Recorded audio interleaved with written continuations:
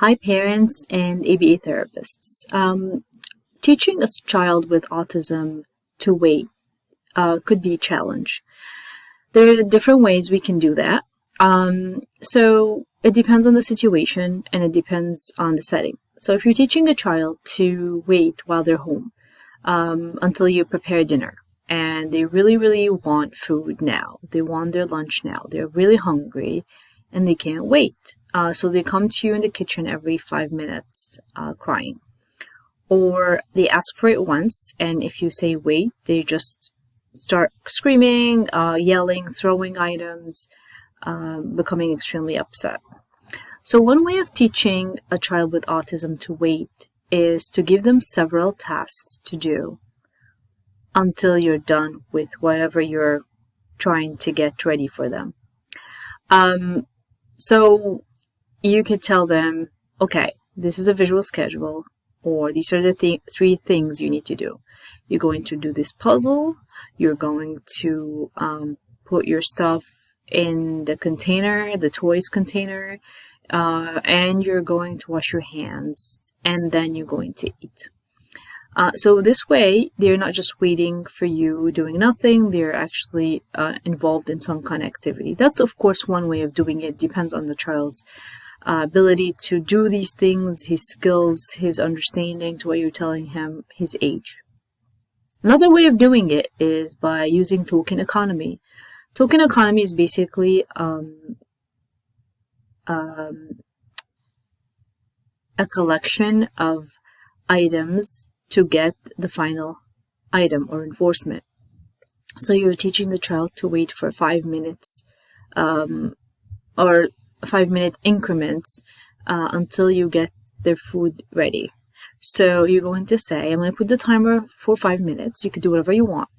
And when the 5 minutes are over, I'm going to give you a sticker for waiting. So now they're free to do whatever they want. Of course, playing wise, as they wait for you. There's a timer, so that's a visual aid helping them to understand when the 5 minutes are over, if they still don't read time.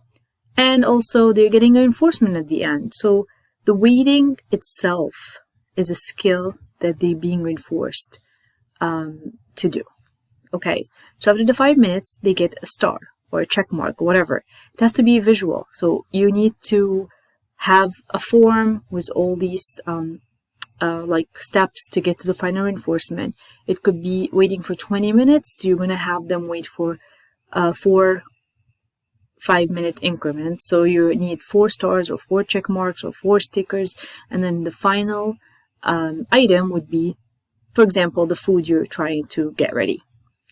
That's called the token economy, where they're collecting items and you tell them if you collect the 4 items, then you get to get whatever you're asking for.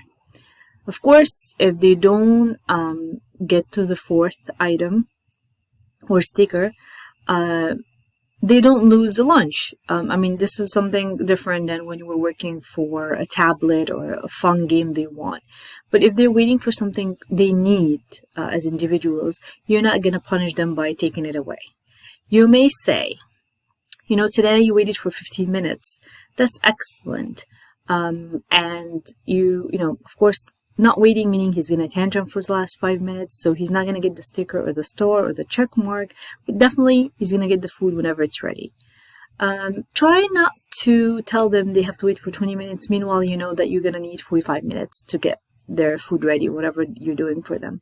So try to be as realistic as you can, and also don't let them down by asking them to wait for 20 minutes, and then after they wait, you tell them, oh, I need another 20 minutes. So from the start, make sure you know approximately how much they're going to wait.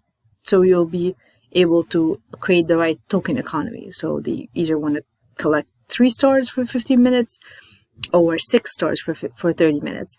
So again, you're asking them to wait for 5 minutes each time with a timer. You're asking them to do whatever activity you want, or you can provide them with activity they like. Like if they like puzzles, they like to play with Play-Doh or blocks, and you can have these activities ready for them. Every 5 minutes, you're going to switch to a different activity, give them the enforcement, which is a check mark, whatever you have on the schedule, and then they move on to the next 5 minutes and so forth. And once they're done with their 30 minutes or 20 minutes or whatever you have for them, then they get their lunch.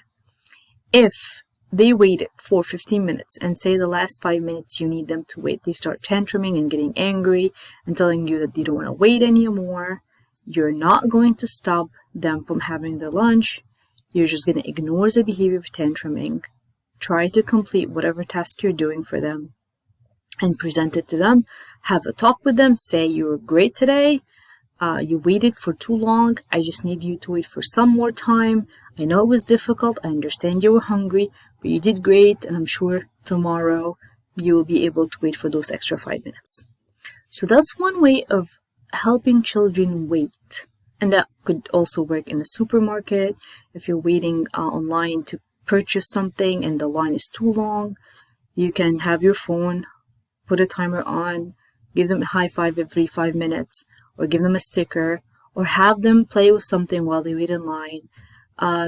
It's a difficult skill to teach, especially if kids do not understand what waiting means. And if they don't understand what waiting means, you need to occupy them with something while the activity or whatever they're going to get is ready for them. And if you're just an AB therapist who is working with a child on the waiting as a goal, not necessarily that the kid is actually waiting for something, but you do want to teach them to wait when they have to, then you can use token economy. Maybe I want to use a toy as an reinforcement and say, you're going to get the tablet for 10 minutes, but you need to do these things first to wait until you get your tablet. So you're teaching them to wait by occupying them to do other stuff than the thing they want. So they're waiting for these things, but at the same time they're doing something else.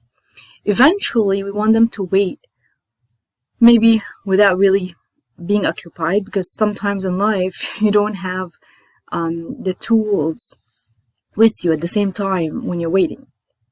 So gradually, you can take away the activities that they're playing with during the waiting time and make it just waiting, meaning please just sit here in the chair for 3 minutes until timer is over and see what happens.